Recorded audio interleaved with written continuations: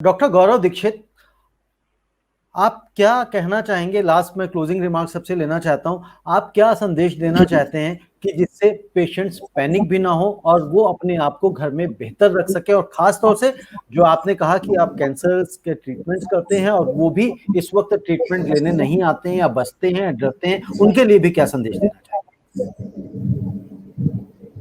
देखिए, मेरा तो संदेश एक ही है कि हमें पैनिक नहीं करना है। और सबसे जो ज़रूरी है कि जो व्हाट्सअप, फेसबुक, यूनिवर्सिटीज़ के बारे में डॉक्टर साहब ने बहुत अच्छे से बताया है, डॉक्टर गुप्ता ने और डॉक्टर अंशुमन ने, उनसे बिल्कुल दूर रहें।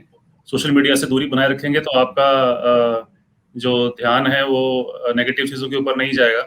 सो ट्राई टू स्टे पॉजिटिव, अच्छे से पॉजिटिव रहेंगे और ब्रीदिंग एक्सरसाइज करेंगे घर पे, और अपना पल्स ऑक्सीमीटर, ऑक्सीजन के लिए चेक करने के लिए साथ में बीपी का मशीन, 2-3 चीज़ें घर पे रखनी बहुत ज़रूरी हैं। साथ में पैरासिटामोल की टैबलेट। ये बेसिक चीज़ें ऐसी चीज़ें हैं जो हमें हमारे पास घर पे होनी चाहिए, ताकि हम लोग अपने आप को मॉनिटर कर सकें, अपना सैचुरेशन चेक कर सकें और पैनिक को कम करेंगे। और अगर कुछ भी हमें लगता है कि सांस में तकलीफ ज़्यादा हो रही है, डेंजर साइंस का हमें पता होना चाहिए। डेंजर साइंस क्या-क्या हैं? ऑक्सीजन की कमी होना, लंबा फीवर चलना, जैसे डॉक्टर साहब ने बताया, उसको दिमाग में रख के जब भी सैचुरेशन कम होती है डॉक्टर के पास कब जाना है, कब नहीं जाना है, ये सब हमें पता होना चाहिए। और 90% से ऊपर पेशेंट बिल्कुल ठीक हो जाते हैं, इसका बारे में भी हमें पता होना चाहिए। और वैक्सीनेशन जब भी हमें मौका मिले उसको लगवाना चाहिए, ये मेरा संदेश है। जी, डॉक्टर राकेश गुप्ता, आप क्या कहना चाहेंगे?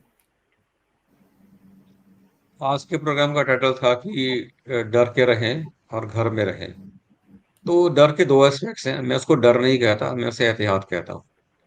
और मैं कहता हूँ बिल्कुल भी डरने की जरूरत नहीं है। खास तौर से वो पेशेंट्स जो कोविड से ग्रसित हो जाते हैं और हॉस्पिटल में आते हैं, आप ना उनके डर का अंदाजा नहीं लगा सकते। उनको ऐसे लगता है कि बस अपना नंबर लग गया। तो उनको उस डर बिल्कुल। से निकालना बहुत जरूरी है। और उनको ये भरोसा होना चाहिए कि कोई बहुत ही अनफॉर्चुनेट है जो कोविड से भगवान के पास चला जाएगा।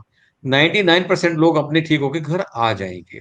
तो हमको और परिवारजनों को और समाज को उसको अछूत नहीं मानना है, उससे बात करते रहना है, आइसोलेशन प्रैक्टिसेस का इस्तेमाल करते हुए उनके साथ सहयोग करना है। बिल्कुल नहीं तो जैसे पिछली बार हुआ था कि पेशेंट को अपने कमरे में अकेला बंद कर दिया, थाली बाहर से सरका दी प्रैक्टिकली कि भैया तू थाली उठा ले, दरवाजे पे थाली रख दी है। ऐसा ना करें। Take adequate precautions. Wear a double mask, wear a glove, wear a protection. But then you must stay in touch with every COVID patient. वरना 10 दिन का अकेलापन आदमी को तोड़ देता है। मैं अनऑफिशियली बता रहा हूँ, मेरे हॉस्पिटल में मैं प्रमोट करता हूँ कि फैमिली मेंबर्स मेरे कोविड पेशेंट्स को विजिट करें, टेकिंग ऑल ड्यू प्रिकॉशंस।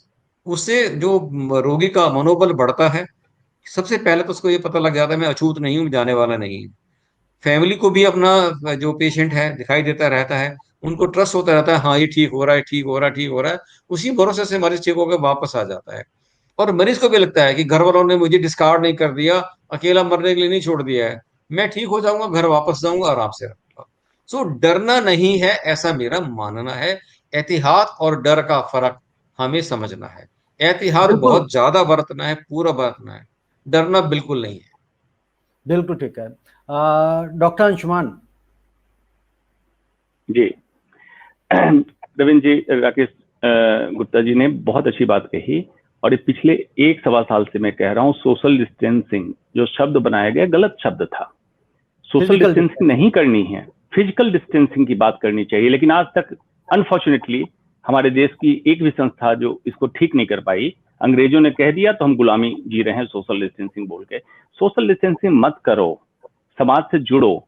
इसी समय एकजुटता की जरूरत है। बार बार मैं कहता हूँ 3T can win over this situation: transparency, togetherness and time tested protocol. ये 3 ही चीज हैं जो हमें इससे निकाल के आएगी। तो सोशल डिस्टेंसिंग वाली चीज बिल्कुल ना करें, टुगेदरनेस ले आए और इसमें जितना हो सके एक दूसरे की मदद करें। और इनडायरेक्टली भारत में जुमला चला ही आत्मनिर्भर, तो आप तो आत्मनिर्भर हो ही चुके होंगे। तो एक दूसरे को सपोर्ट कीजिए आत्मनिर्भरता से। और जब ये कोविड का काल खत्म हो तो बाद में फिर उससे बाकी सब चीजों को हैंडल किया जाए। लेकिन लास्ट लाइन, हेल्थ को प्रायोरिटी बनाइए, अब इसकी जरूरत है, डिमांड कीजिए। जी डॉक्टर अंशुमान, डॉक्टर गौरव, डॉक्टर राकेश, आप लोगों ने बड़े विस्तार से बताई चीज़ों को। मैं समझता हूँ जो दर्शक इस कार्यक्रम को देख रहे हैं उन चीज़ों को समझ भी रहे होंगे। डर, पैनिक अपनी जगह पे है, उसको दूर रखना है, और जो डॉक्टर राकेश ने कहा एहतियात बरतना है। और मैं भी जो डर, मैंने उसको क्लासीफाई भी किया था कि भाई डरना है, लेकिन वो वाला डरना नहीं है कि बिल्कुल ही डर जाना है, पैनिक क्रिएट नहीं करना है। और ये सही बात है, ये वक्त अब आ चुका है हम सब लोगों को समझने का कि हमें अपनी हेल्थ सेक्टर को, हेल्थ व्यवस्था को, स्वास्थ्य व्यवस्था को प्रायोरिटी पर लाना होगा और सरकारों से इसकी डिमांड करनी पड़ेगी, क्योंकि जब तक हम सरकार से इनकी डिमांड नहीं करेंगे हमें कुछ नहीं मिलेगा। हम अपने कार्यक्रमों के माध्यम से कई बार अक्सर कहते रहते हैं कि हमने कभी सरकारों से अच्छे स्कूल्स, अच्छे शिक्षण संस्थाएं, अच्छे विद्यालय, अच्छे महाविद्यालय, कॉलेजेस, डिग्री कॉलेजेस, अच्छे अस्पताल मांगे ही नहीं। अब जब मांगे नहीं तो हमें मिले नहीं। हमने मंदिर मांगा, हमें मंदिर मिल गया। हमने 370 हटाने की बात कही, वो हट गई, लेकिन उससे हुआ क्या? क्या हमारा जो आज सिस्टम कोलैप्स हो रहा है वो किस कारण हो रहा है? वो सरकारों के कारण कम, हमारे और आपके कारण ज्यादा हो रहा है, क्योंकि हमने अपनी जिम्मेदारी नहीं समझी। हमने अपनी जिम्मेदारी के तहत सरकार से प्रश्न नहीं पूछे। हमने अपनी जिम्मेदारी के तहत सरकार से उन चीजों की मांग नहीं करी जिनका हमारा हक है। तो आगे से सरकारों से मांग करें कि आपको वास्तविकता में क्या चाहिए, जिससे हम आप, हमारी आने वाली जनरेशन बेहतर जीवन जी सके।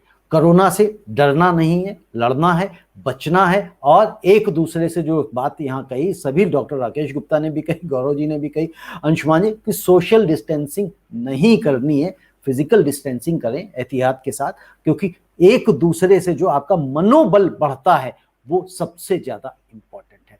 आज के लिए इतना ही, धन्यवाद, नमस्ते, कल फिर।